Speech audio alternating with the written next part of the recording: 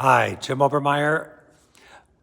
Golden moments for today. I'm talking again about fear.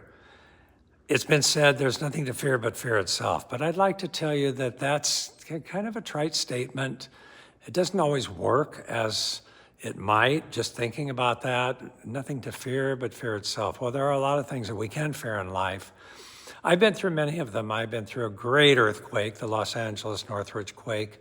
I've been through all kinds of things, illnesses, different problems. But I found out one thing in my life that's true, and that is because of what my mother went through. My mother didn't start driving till late in life. I'm guessing she was probably about 60, maybe a couple years older, and she was learning to drive, and she was very insecure about it, and she started having panic attacks while she was driving.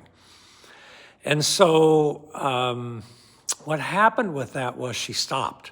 She wouldn't drive anymore because every time she got in the car, I guess she panicked and had a panic attack. So it caused her to go into this horrible, horrible mode of agoraphobia.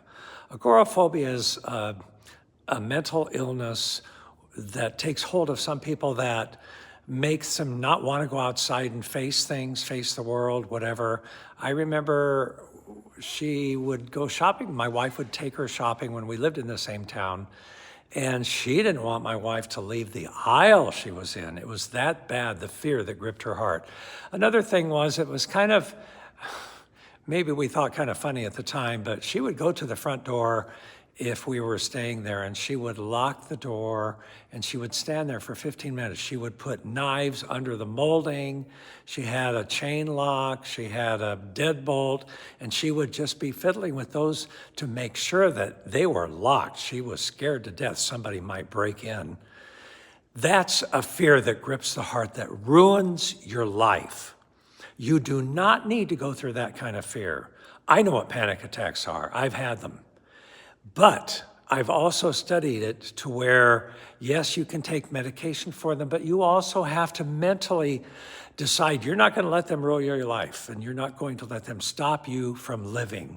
You can't let fear do that. Fear is our enemy. God has not given us a spirit of fear, but of love, power, and a sound mind. So take that promise from God's word today, from the Bible, and take that fear and say, get away from me. You have no part in my life, and start living again. God bless you. Like and subscribe to our channel.